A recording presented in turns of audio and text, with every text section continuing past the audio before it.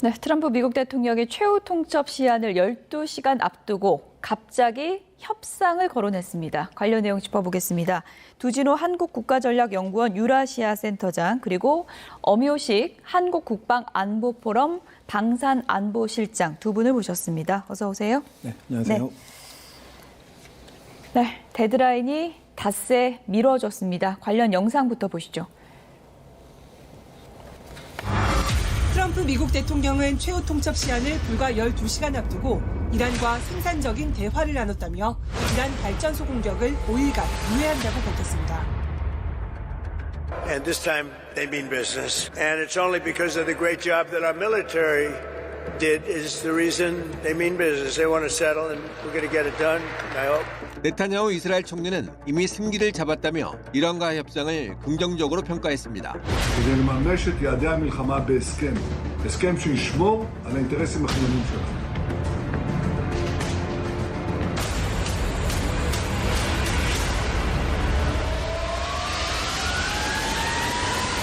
이란 매체들은 현재 이란과 미국 사이에는 어떠한 대화도 없다며 트럼프의 기만 전술이라고 비판했습니다. 미국이 이란과 전쟁 이후 협상 사실을 밝힌 건 이번이 처음입니다. But we'll see what happens. I think there's a very good chance we're going to end up in a deal.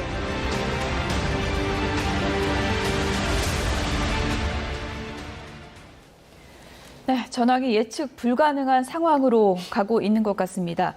갑자기 협상을 하고 있다는데 닷새를 더 주겠다 그랬거든요. 일주일도 아니고 닷새입니다. 무슨 의미가 있을까요? 일단 정확하게 좀 따져볼 필요가 있는데요. 예. 최후 통첩 48시간이었습니다. 예. 그 48시간 중에서 12시간을 남겨놓고 한국 시간으로 어제 야간에 기습적으로 마지막으로 5일을 더 주겠다. 예. 그러니까 120시간을 추가적으로 더 준 겁니다. 이 5일의 의미가 좀 의미에 대해서 해석을 할 필요가 있을 것 예. 같습니다. 지금 주1 미군 그러니까 오키나와에 있었던 미 해병 원정대 30일 해병 원정대가 이제쯤 되면 중동에 거의 도착할 시간이고요. 또 미 예. 본토에서도 10일 해병 원정대가 이미 중동을 향했기 때문에 예. 곧 도착하리라 예상을 합니다. 그렇다면 이 장대한 분노 작전을 지금 끌고 가고 있는 중부사령부 입장에서 보면 이미 한 25일 정도 정말 최대 압박 작전을 통해서 좀 지칠만도 하고 일본 탄약도 고갈되고 또 전사상자가 있기 때문에 정비할 시간이 필요한 것이죠. 그래서 작전을 수행했던 부대원들 또 부대 새로운 어떤 편성과 조직이 필요한 시기이고 또 새롭게 지금 원정부대가 주1 미군이 그리고 미 본토에서 30일 해병 원정대가 오기 때문에 이런 새로운 원정부대들과 중부사령부를 중심으로 새로운 지원 및 지휘 관계를 확립해야 될 필요가 있다는 겁니다. 예. 군사적인 측면에서 이런 과정을 통해서 외교적 수단을 통해서 그러니까 미국이 처음으로 확인한 이 협상이라는 방법을 통해서도 5일이라는 시간을 활용을 하겠지만 만약에 그 5일이 이 협상을 통해서 되지 않을 경우에 예. 결국은 새롭게 지원 지휘 관계를 확립한 이 군사력을 가지고 새로운 작전을 수행할 수도 있다 저렇게 보고 있는데 그것은 결국은 지금까지 해상우위 공중우세를 통한 1단계 작전에서 필요에 따라서 제한된 지상작전 그러니까 하르그섬이 되었던 캐슘섬이 되었던 여타 이란의 본토가 되었든 간에 제한된 지상작전을 수행함으로써 두 번째 최대의 압박을 수행하는 2단계 작전으로의 전환 가능성도 시사한다고 생각합니다. 네. 그러니까 협상에 대한 진정성이라기보다는 지금 해병대가 중동으로 가고 있으니까 지상작전을 위한 시간 벌기의 의도가 있을 수 있다는 분석인데 어떻게 생각하세요? 지상 작전에 대해서는 여러 가지 위험성이 있어서 언제 할 것이냐에 대해서는 좀 다들 예측할 수는 없지만 예. 어느 순간에는 미군이 할 수도 있다. 그리고 실제 병력들이 지금 투입되고 있는 것들도 해병이나 또는 공수사단 같은 경우는 어차피 지상전을 위한 병력들이니까요. 예. 그래서 시기는 언제가 될지 모르겠지만 할 수 있는 태세는 갖춰놓고 그리고 이제 이러한 태세를 갖춘 모습들이 이란에게는 군사적 압박이 돼서 미국이 원하는 대로 이란이 협상에 가든지 아니면 전쟁을 멈추든지 이런 어떤 선택 조건을 줄 수 있으니까 그런 이란의 지도부들에 대해서 압박하는 측면에서 이런 지상부 부대들은 투입이 되어 있고 다만 그 시점은 트럼프 대통령이 이야기하는 이 협상이 어떤 식으로 진행되느냐에 따라서 아마 선택이 될 것으로 봅니다. 예, 지상전 가능성 여부는 잠시 뒤에 다시 한번 좀 짚어보도록 하고 협상이 지금 이루어지고 있는 건 맞는 겁니까? 그죠. 이제 어제 트럼프 대통령이 플로리다 예. 판비치 공항에서 한 20여 분 정도 스탠딩 기자회견을 했습니다. 그래서 그 내용을 종합적으로 따지고 보면 이미 물밑에서 협상이 진행이 되고 있고요. 또 필요에 따라서 중동 특사죠. 스티브 위트코프 특사 그리고 트럼프 대통령의 사위인 제레드 쿠슈너. 이 쿠슈너와 위트코프 특사는 사실상 우크라이나 전쟁 종식을 위한 평화 프레임워크 이 중재에도 적극적으로 관여를 하고 있고 또 이 두 사람이 이스라엘과 하마스 무장정파 간에도 이 중재에 관여해서 가자지구 1단계 평화안을 이렇게 만든 사람들이고 그것을 이렇게 한 사람들인데 이 사람들이 초기부터 지금 25일째 초기부터 협상에 나설 수 있다라고 자꾸 이제 미 백악관에서 언론을 통해서 밝히는 이유는 실무적인 협상이 진행이 되고 있다. 그리고 트럼프 대통령의 본심은 군사적인 최대 압박도 하지만 동시에 협상도 하고 싶다. 그래서 협상을 통해서 승리를 통해서 이 분쟁을 끝내고 싶다라고 하는 그런 여러 가지 마음들이 좀 반영이 된 걸로 트럼프 대통령이 보입니다. 협상 단어를 직접 언급한 건 이번이 처음인 거잖아요. 그렇습니다. 그럼 좀 진전이 어느 정도 있다는 얘기인가요? 실무 협상은 이루어지고 있거나 양자 간에 이루어질 수도 있겠고 누군가 뭐 대리인 혹은 중재를 자처한 파키스탄이 될 수도 있겠고요. 이집트가 될 수도 있겠고 투르키예가 될 수도 있겠고 또 이 국가들은 사실은 이스라엘 하마스 분쟁 그리고 러시아 우크라이나 분쟁에도 실제 관여했던 국가들이기 때문에 어느 정도 중재할 수 있는 그런 경험을 갖고 있고 또 미국과 그런 부분에서 접촉이 있었던 국가들입니다. 그냥 협상하고 있다고 한 게 아니라 이란이 핵을 거의 포기했다. 우리가 여러 가지 쟁점이 있는데 이란이 거의 동의했다. 이렇게까지 얘기를 했거든요. 이건 뭐 블러핑입니까? 어떻게 봐야 됩니까?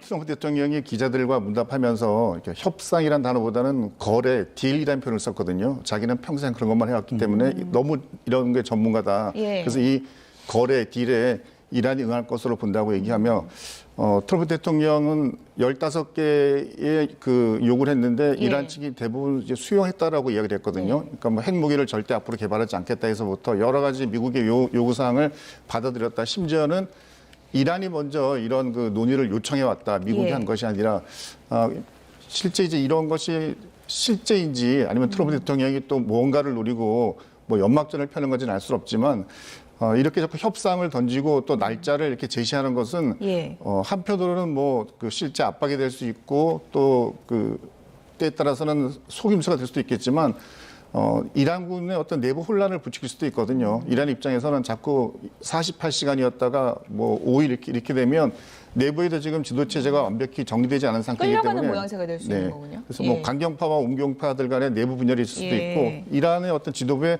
혼란을 주기 위한 또 하나의 그 측면도 볼 수 있다고 하겠습니다. 사실 뭐 이란이 어떤 답을 했는지 저희가 여기서 팩트 체크를 할 수는 없는 거고 트럼프 미국 대통령이 전하는 분위기만 지금 전해드릴 수 있을 뿐인데 이스라엘 언론에서는 미국이 이란 전쟁 종식 가능일로 4월 9일 날짜까지 못 박았다 이런 얘기까지 전해지고 있거든요. 그게 이제 날짜를 특정하기가 사실은 쉽지가 않죠. 왜냐하면 이 장대한 분노 작전과 포위하는 사자 작전을 통해서 뭐 이란의 다양한 탄도미사일 능력 그리고 드론 능력을 거의 뭐 90% 이상 괴멸을 했다고는 하지만 그럼에도 불구하고 디에고 가르시아라고 하는 미국과 영국의 합동 연합기지를 타격할 수 있는 지금 중거리 미사일을 쓰고 있고 여타 탄도미사일과 드론을 통해서 GCC 국가들에 대해서 계속적으로 지금 공격을 하고 있는 상황이기 때문에 여전히 이란이 저항 능력이 있고 또 그 뒤에 누군가 배후 세력들이 있습니다. 계속적인 전쟁 지속 능력을 확충해 나갈 수 있도록 하는 능력이 있기 때문에 날짜를 특정함으로써 엄 실장님 지적하신 대로 이 정치적 수사를 통한 최대의 압박 효과를 동시에 누리고 또 한편으로는 실제 군사작전을 통해서 계속적으로 이란의 아직 파괴되지 않은 여타 해안포라든지 또 탄도미사일 발사대라든지 이런 표적들을 동시에 계속적으로 타격을 하고 있는 그런 상황인 것입니다. 조금 전에 그 해병대 지상군 작전을 언급을 해주셔서 하르그 섬 장악 시나리오가 지금 제일 유력하게 거론되고 있잖아요. 해병 원정대 그리고 공수부대 병력까지 지금 거론되고 있는데 어떻게 다른지 그리고 작전이 어떻게 좀 이루어지게 될지 좀 시나리오를 그려주시죠. 제가 미 중부 사령부에 만약에 참모 장교 요원이라면 장대한 분노 작전은 이미 수개월 전에 작성이 됐을 것이고요. 그렇군요. 지금처럼 오키나와에 있는 주1 미군 해병대라든지 미 본토에 있는 이 11해병 원정대가 움직이는 것은 사전에 작성된 어떤 미군의 일종의 뭐 시차별 부대 전개, 재원에 따라서 굉장히 계획적으로 움직이고 있는 것이고 설령 그것이 극단적인 상황에서 지상전을 실제 하건 안 하건 간에 할 수 있다라고 하는 최악의 상황을 놓고 지금 상황에 대비하고 있는 모습은 분명히 보입니다. 네. 그래서 지금 해병 원정대가 움직이고 있고 또 지금 하나는 오키나와 기지에 그렇습니다. 있다가 지금 이동을 하르그섬 쪽으로 하고 있는 것으로 중동 추정하고 지역으로 있는데 전환이 되고 있죠. 예. 그래서 강습 상륙함을 탑승해서 이동을 하고 있는데 저 병력들은 어떤 강습 상륙 작전 말고 예. 강제 진입 작전과 같이 아주 기습적으로 특정 지역을 강점할 수 있는 그런 능력과 태세들을 갖춘 그런 부대입니다. 그렇군요. 만약에 뭐 미군이 다양한 선택지를 시뮬레이션을 하고 있을 거라고 생각을 하고 여러 가지 옵션들을 이미 예. 준비를 해놨을 겁니다. 예. 그래서 최소의 투자로 최대 효과를 얻을 수 있는 그런 군사작전들을 조금 전에 그래픽 모색을 할 다시 건데요. 보여주시겠어요? 뭐 지금 뭐 하르그섬 얘기도 나오지만 예, 다른 그래픽이요. 뭐 캐슘섬이다 이런 캐슘섬. 얘기도 있고 네, 그렇습니다. 둘 어떤 다- 시나리오가 유력하다고 보세요? 둘 다 나름대로 경제안보의 핵심적인 공간들입니다. 예. 그래서 하르그섬 그 자체로는 만약에 미 해병 원정대가 강제 진입 작전을 통해서 강점을 할 경우에는 예. 그야말로 상대 측에 고가치 표적을 확보한 상태에서 협상을 진행을 할 것이기 때문에 굉장히 협상력을 높이는 데 유의미한 그런 목표 대상이 될 것이고요. 더군다나 이란에서 생산하는 에너지의 90%가 이 터미널을 통해서 나가기 때문에 예. 이란 입장에서 저걸 뺏기게 되면 사실상 전쟁 수행 능력, 결국은 자금이 있어야 이 전쟁을 끌어갈 수 있는데 그런 차원에서도 상당한 의미가 있는 그런 지역이 되겠습니다. 다만 미군이 하르그섬만 저는 점령할 거라고 생각을 안 합니다. 동시다발적으로 하르그섬과 또 중요한 목표 대상 중에 하나이자 이 전쟁 목표인 이란의 어떤 임박한 핵 위협을 제거하기 위해서는 예. 100%는 아니더라도 네. 일부 핵 능력을 동결시켜야 될 필요성이 있기 때문에 포로도라든지 특히 나탄즈, 이스파한과 같은 혹은 테헤란에 있는 핵개발센터 어느 곳, 한두 곳은 동시다발적으로 점령해야 될 필요가 있어서 하르그섬은 일종의 기만작전으로 활용할 가능성도 네. 있다 이렇게 좀 전망합니다. 네, 어쨌든 지금 시점 정리를 좀 해보면 트럼프 대통령이 닷새 더 주겠다 하면서 데드라인을 닷새 연장해서 27일까지가 지금 데드라인이 됐는데 미국 해병 원정대가 중동에 도착하는 시점도 27일쯤이다라는 이제 언론 보도가 나오고 있는 거고 미국 뉴욕타임스는 이런 보도했습니다. 미국이 82 공수사단 투입도 검토하고 있다라고 하는데 공수사단이 어떨 때 쓰는 부대인가요? 보통 공수사단은 저희가 뭐 예. 낙하산이라는 표현을 쓰지 않습니까? 예. 비행기에서 낙하산을 메고 뛰어내려서 보통 이제 맞상대하고 있는 적군의 배후로 착륙을 해가지고 그 적 후방에서 적들을 교란시키는 활동을 하게 되는 게 일반적이고요. 예. 그리고 이제 이런 그 공수부대들이 전투를 하려면 기본적으로 장비는 되게 가볍게 가져가거든요. 그러니까 그렇군요. 중장비 같은 것들이 없이 가기 때문에 적 후방으로 침투가 됐으면 굉장히 장기간 동안 그 지역에서 작전할 수 있는 그런 여건들이 돼야 되는데 결국 본대와 그 연결이 되고 협력이 돼야지만이 그 공수부대의 작전이 성공할 수가 있는데 지금 같은 상황에서는 이란의 후방으로 82 공수사단을 투입해서 이란군을 포위하는 것이 아니라 자칫 잘못하면 그 82 공수사단이 이란군 내에서 고립될 가능성이 있고 고립이란 것은 또 굉장한 인명피해를 상정할 수 있거든요. 그렇죠. 그래서 뭐 호르무즈 해안 쪽에서 어떤 그 제한적인 상륙이나 점령하는 것들은 생각해 볼 수 있겠는데 예. 그러니까 공수부대가 과감하게 원래 목적대로 적 후방으로 이란군 후방으로 그 기습 강화해서 어떤 지역을 점령하고 하는 이런 것은 굉장히 부담이 크기 때문에 예. 아마 그것은 일단 이런 섬 지역에 대해서 해병 원정대를 통한 뭐 제한적 점령, 상륙 이런 것들은 가능해 보이는데요. 예. 공수부대를 이란군 후방으로 기습 강화하는 이런 작전들은 조금 더 신중함이 필요할 것으로 보여집니다. 네, 그러니까 뭐 언론에서는 해병 원정대 먼저 투입하고 이후에 이제 공수부대 병력 투입하는 그런 방법도 고려가 되고 있다. 이런 보도가 나오는 거고요. 초토화시키겠다. 이런 발언이 나온 뒤에 협상 카드 내용이 나오는 이런 혼란스러운 상황에서 CNN 언론은 그 시점을 좀 들여다봐야 된다. 이런 보도도 했습니다. 그래픽 좀 보여주시면 좋을 것 같은데요. 증시 개장과 증시 마감 시간에 맞춰서 트럼프 미국 대통령의 말이 바뀌고 있다. 이런 내용입니다. 보여주시죠. 네, 호르무즈 해협 통항을 48시간 내에 재개시키지 않으면 이란 발전 시설 초토화시키겠다라고 말한 게 공교롭게도 21일 토요일 저녁에 증시 마감 후에 이런 말이 나왔다는 거고요. 갑자기 또 이란과 협상 중이다. 닷새간 시간을 더 주겠다라고 발표한 건 23일 월요일 아침, 그러니까 증시 개장 직전에 했다는 겁니다. 공교로운 걸까요? 계산된 걸까요? 어떻게 봐야 됩니까? 만약에 정말 예. 저런 것까지 증시, 유가, 경제적인 모든 요소들을 고려하면서 저렇게 발언을 한다고 한다면 정말 트럼프 대통령 안에 엔스로피 클로드 정도가 탑재되어서 인공지능으로 시뮬레이션한 결과들을 이렇게 내뱉어내는 게 아닌가 생각을 합니다. 물론 말씀하신 대로 실제 우연인지 필연인지 알 수는 없지만 예. 트럼프 대통령이 저 발언 때문에 예. 사실 미국 주가 지수도 상승세로 출발을 했습니다. 의도를 했다면 의도대로 된 네, 거군요. 의도를 했다면 의도대로 그 효과가 견인이 되는 측면이 있다는 거죠. 예. 그래서 이렇게 하는 이유는 전쟁 수행이 한 방법일 수도 있겠고요. 지금 호르무즈에 대한 이란의 워낙 군사적 위협이 고조가 되는 상황이다 보니까 그 부메랑이 사실은 미국을 향하는 측면도 없지 않아 있는 겁니다. 결국은 미 경제가 지금 타격을 받고 있기 때문에 그것에 대한 대응 조치로서 트럼프 대통령 또 대통령의 언어가 특정 뭐 주가나 또 이렇게 강조를 하게 되면 개선 효과가 있기 때문에 예. 그런 차원에서 지금 적극적으로 좀 대통령이라고 하는 그 지위를 이용해서 지금 대응을 하고 있는 게 아닌가 이렇게 생각을 합니다. 네. 주식시장 흐름에 워낙 관심이 많은 트럼프 대통령이기 때문에 이런 기사도 나오는 게 아닌가 그런 생각이 드는데 트럼프 대통령이 조금 전에 언급해 주신 호르무즈 해협 관련해서는 이란과 공동 관리할 수 있다 이런 점을 시사했거든요. 이게 가능한 시나리오입니까? 트럼프 대통령의 간절한 바람으로 본인의 보입니다. 바람이군요. 네네. 예. 이란 입장에서 미국과 함께 호르무즈 해협을 관리한다는 것은 이 전쟁에서 이란이 완전히 져서 항복했을 경우에나 가능한 것이지 현재처럼 끝까지 항전을 내세우고 있는 이란 입장에서 호르무즈 해협을 미국과 함께 관리한다는 것은 향후 전쟁이 끝나고 난 이후에 이란의 존재감이 사라지는 게 되거든요. 그럼 이란이라는 그 체제의 보호, 체제 유지도 굉장히 위험해질 수 있기 때문에 네. 지금 상태에서는 트럼프 대통령이 그냥 바람사항이고 트럼프 대통령이 이란 측의 어떤 조금 더 순화된 반응 또는 이런 협상과 휴전 이런 거에 대한 것을 끌어내기 위한 예. 일종의 미끼와 같은 것이지만 그것을 믿기는 어려워 보입니다. 이란이 응할 가능성은 거의 없다. 이렇게 네네. 보시는 거군요. 미국이 지금 이란과 협상을 하고 있다고 하면서 트럼프 미국 대통령이 이란의 탑 퍼슨과 대화를 나누고 있다. 이런 영어식 표현을 썼는데 도대체 그 사람이 누굴까요? 다음 영상 보시죠.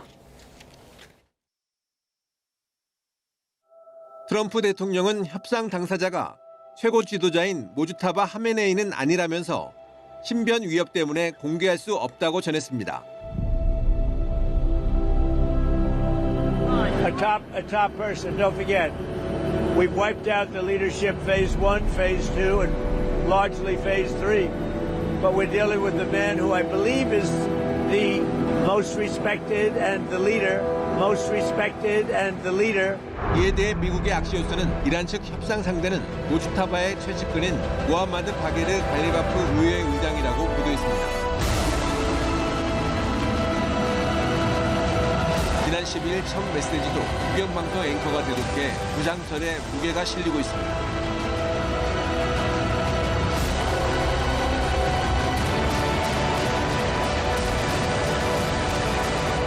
Most respected and the leader. The leader. The leader.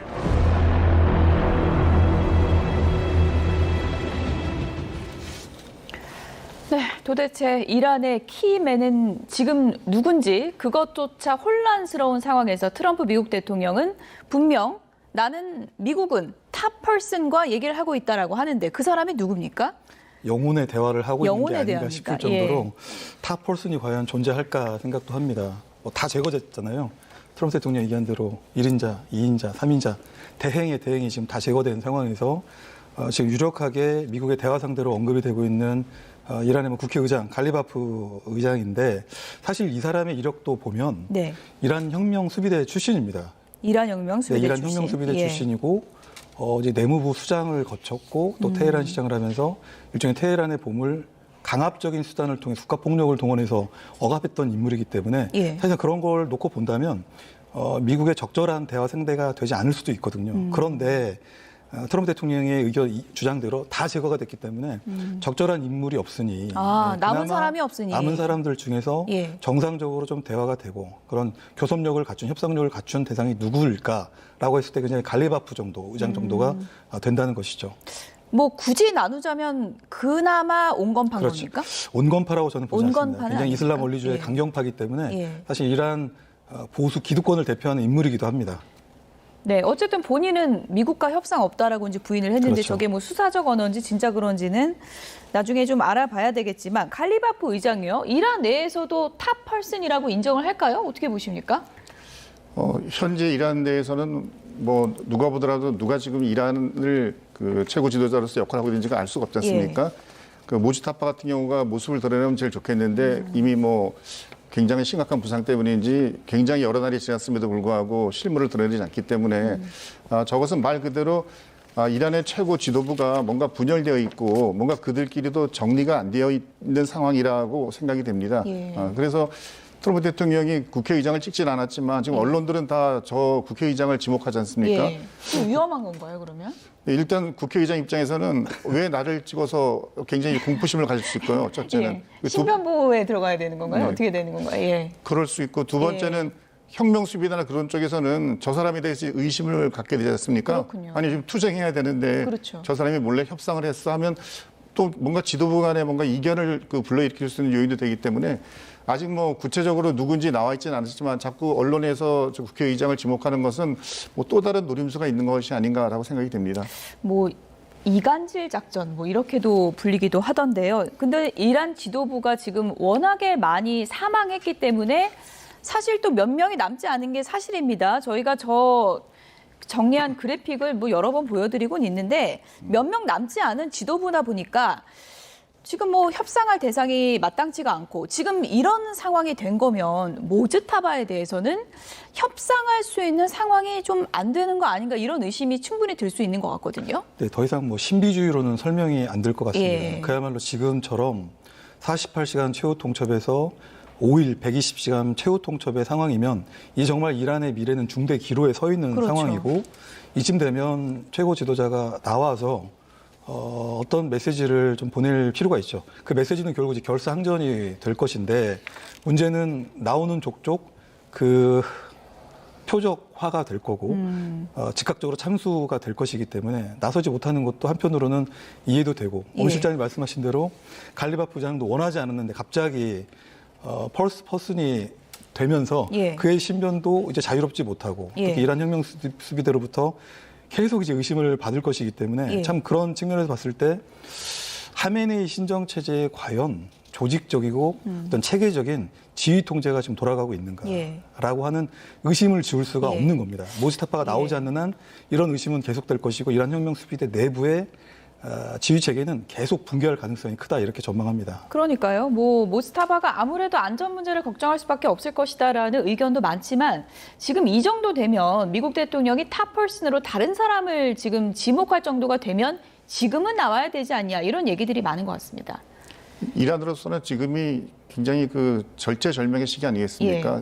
나라가 굉장히 군사적으로 압박을 받는 것 플러스 이란의 그 정치 체제가 그대로 유지될 수 있는지 없는지 굉장히 사활에 걸린 측면인데 최고 지도자라는 직함을 가진 사람이 이런 가장 결정적인 시기에 모습을 드러내지 않는다는 것은 그것은 정말 움직일 수 없을 정도의 심각한 부상을 입었거나 아니면 그 사람 자체가 어떤 심리적 공황에 빠져서 나설 수 없는 상태가 됐고 결국 그런 지도자의 그런 무약한 모습은 일반 국민들에게 뭔가 기댈 곳이 없어지기 때문에 이란의 어떤 미국에 대한 저항이 오래가지 못하고 금방 붕괴될 수밖에 없는 그런 상황으로 보여집니다. 아마 이 시점에서 새로 거명됐던 국회의장이 만약 또 미국이 뭔가 공격을 해서 어떤 신상의 변화가 생긴다면 그러면 이란은 아마 걷잡을 수 없는 혼란으로 빠질 수 있기 때문에 그 거명된 국회의장도 지금 시점에서는 굉장히 신중한 판단을 위해서 고민하고 있을 것으로 생각이 됩니다. 실질적으로는 최고 지도자 공백 상태 뭐 이런 식으로도 볼 수 있을 것 같은데 이번 전쟁이 왜 시작됐느냐를 놓고 네타냐후 이스라엘 총리가 트럼프 미국 대통령 설득했다. 그럼 설득을 했다면 과연 어떤 내용을 가지고 설득을 했을까 이런 많은 추측이 있었는데 로이터 통신이 이런 보도를 했습니다. 그래픽 보여주시죠. 예. 네. 네타냐후 총리가 이제 트럼프 미국 대통령과 통화를 했다는 내용, 이 얘기도 있었고, 그리고 이제 로이터 통신에서 보도한 내용을 지금 그래픽으로 보여드리고 있는데, 이란 공습 48시간 전에 이렇게 설득을 했다라는 거예요. 네타냐후 총리가 하메네이를 제거할 수 있는 다시는 없을 기회다.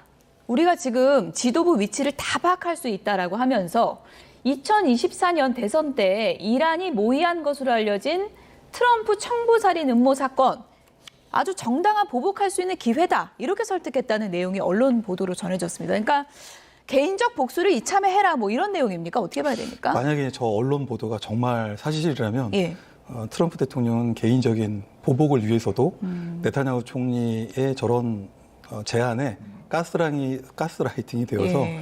전쟁을 한 것이 아니냐 또 이렇게 의심을 해볼 수가 있을 것 같고요. 예. 또 그것을 나름대로 좀 지지하는 그 주장 중에 조켄트 데터러 센터장, 이미 데터러 국장 이미 뭐 자발적으로 사임을 했습니다만 사임을 했던 여러 가지 이유 중에 하나가 이스라엘의 로비에 의해서 미국이 원하지 않는 일종의 전쟁의 소용돌이에 빠져버렸다라는 그렇죠. 표현을 썼습니다. 예. 사실상 이 전쟁은 미국의 전쟁이 아닐 수도 있고 이란에 임박한 핵 위협이라는 것도 모호한데 그런 모호함을 넘어서서 그냥 네타냐후 총리 이스라엘의 간궤에 빠져서 이 전쟁을 일으키는 실수를 범했기 때문에 조켄트 입장에서의 정치적 올바름에서 이거를 받아들일 수 없다 해서 사임의 이유가 된 건데요. 그런저런 맥락을 놓고 볼 때 적지 않게 트럼프 대통령의 전쟁 결심에 이런 네타냐후 총리의 의견들이 적지 않게 반영이 된 게 아닌가 이렇게 생각을 합니다. 네. 어쨌든 뭐 하메네이 제거는 했는데 두 정상이 원한 대로 개인적 앙심이 정말 좀 바탕이 있다고 보십니까? 이스라엘이라는 나라는 가장 싫어하는 나라가 적대국이 이스라엘 입장에서는 없어져야 할 국가가 이란임을 이미 역사가 증명하고 있지 않습니까? 예. 그래서 네타냐후 총리 입장에서는 이번 기회에 이란의 힘을 완전히 소멸시켜서 앞으로 계속 이스라엘을 공격하지 않는, 최근도 보면 이란이 이스라엘로 수많은 미사일과 드론을 보내서 이스라엘을 직접적으로 위협하는 세력은 이란에 있는 그 혁명 수비대하고 그다음에 이란의 직접적인 사주를 받고 있는 레바논 헤즈볼라 이런 세력들이니까 이스라엘 입장에서 항구적인 평화를 확보하기 위해서는 이란이라는 그 적대 세력이 없어져야 된다는 것은 분명하기 때문에 이스라엘 입장에서는 이번 기회에 이란의 군사력을 거의 제로 상태로 만들어야 되겠다는 그런 목적이 있는 것 같습니다. 그렇기 때문에 지금 네타냐후 총리가 트럼프 대통령을 설득해서 회의에서 이 전쟁을 시작했다라는 그런 그 썰들이 설득력을 갖는 것 같습니다. 네. 어쨌든 이스라엘 네타냐후 총리와 트럼프 대통령의 사이가 예사롭지는 않은데 전쟁 와중에 이스라엘을 또 간다 그래서 무슨 상을 받는다 그러더라고요. 어떤 얘기입니까?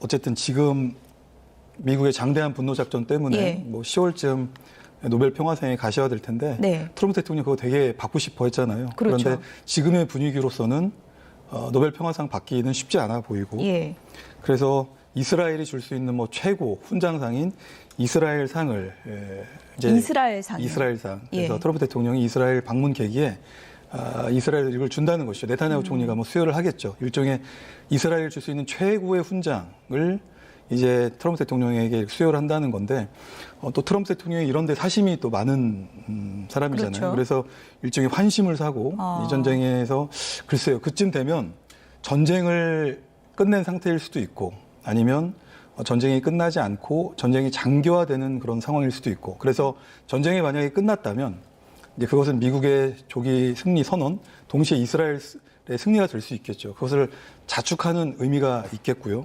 만약에 그때도 전쟁이 끝나지 않는다면 장기화되고 있는 이 전쟁에서 이스라엘과 미국과 이스라엘이 한 팀을 이뤄서 조금 전에 엄 실장님이 지적하셨던 존재 자체가 위협인 이란을 하메네이 체제를 붕괴시키는데 단일 대우를 형성하기를 그런 바라는 마음으로 일종의 로비를 하려고 하는 게 아닌가 이렇게 생각을 합니다. 이스라엘상. 트럼프 대통령이 큰 영광이고 이스라엘을 위해서 나만큼 많은 일을 한 사람은 없다. 이렇게 자찬을 했다고 하는데 4월 22일 날 수상이 된다고 하는데 그 전에 전쟁이 끝날지는 좀 지켜봐야 될 것 같습니다. 어쨌든 이란 사태로 가장 주목을 받고 있는 인물이 또 한 명이 있죠. 바로 김정은 북한 국무위원장인데요. 우리의 국회격인 최고인민회의 연설을 통해서 이번에 대남 적대 정책을 다시 한번 확인했습니다. 이종호 기자입니다. 지방의 해당 일꾼들이 참가했습니다. 16,000자가 넘는 김정은 국무위원장의 시정연설에서 한국은 딱 2차례 언급됐습니다. 그러나 표현은 꽤 거칠었습니다. 김 위원장은 한국을 가장 적대적인 국가로 공인하고 가장 명백한 언사와 행동으로 철저히 배척하며 무시하면서 다루어 나갈 것이라고 말했습니다. 그러면서 우리 공화국을 건드리는 한국의 행위에 대해선 추호의 고려나 사소한 주춤도 없이 무자비하게 대가를 치르게 하겠다고 위협도 했습니다. 세계 도처에서 테러와 침략 행위를 자행하고 있다며 미국도 비판했는데 트럼프 대통령을 직접 거론하진 않으면서 수위는 조절했습니다. 다만 핵보유국 지위는 결코 협상 대상이 아니라는 점을 거듭 강조했습니다. 김정은 동지의 역사적인 시정 연설은 미 중유의 세계적 승리를 절기찬 전성과 도약으로 굳건히 이어나갈 수 있게 하는 불멸의 국가 건설 대강으로 됩니다. 이 밖에 김 위원장의 시정연설은 3기 내각 출범을 공식화하며 향후 청사진을 제시하는 데 집중됐습니다. 특히 경찰제도 도입을 예고한 점이 눈에 띕니다. 김 위원장은 이미 심도 있는 연구와 준비 사업이 수년 동안 진행되었다며 기존 경찰 역할을 하던 사회안전군을 경찰 무력으로 개편하는 준비 사업이 진행될 거라고 공개했습니다.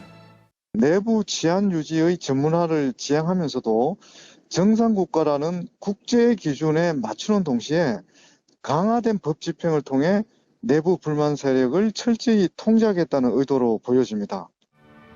또 북한 매체들은 기존 사회주의 헌법에서 사회주의를 뺀 헌법으로 명칭을 바꿨다고 보도하면서도 남북을 적대적 두 국가로 명문화하기 위한 헌법 개정이 이뤄졌는지는 공개하지 않았습니다. 김 위원장의 공인이란 표현이 제도화를 의미하는 것으로 보이긴 하지만 전략적 모호성을 극대화하려는 의도란 분석도 나오고 있습니다. YTN 이종원입니다. 네, 지금 중동 전쟁 중인데 미국에 대한 비난은 없고 한국에 대해서 굉장히 강한 비난의 발언을 했습니다. 배경을 어떻게 봐야 될까요? 김정은이 2024년 말부터 그 전까지는 이제 우리 대한민국에 대해서 민족 또는 통일 이런 식의 뉘앙스가 있는 언어를 사용했는데 2024년 말부터는 아예 철저한 적대국으로서 그리고 불변의 주적이다 이런 말을 쓰면서 더 이상 대한민국과는 어떤 교류도 하지 않겠다는 발언을 했고 실제 그 이후로는 휴전선 지역에 장벽을 설치해서 군사적으로도 완전히 다른 나라임을 드러내지 않습니까?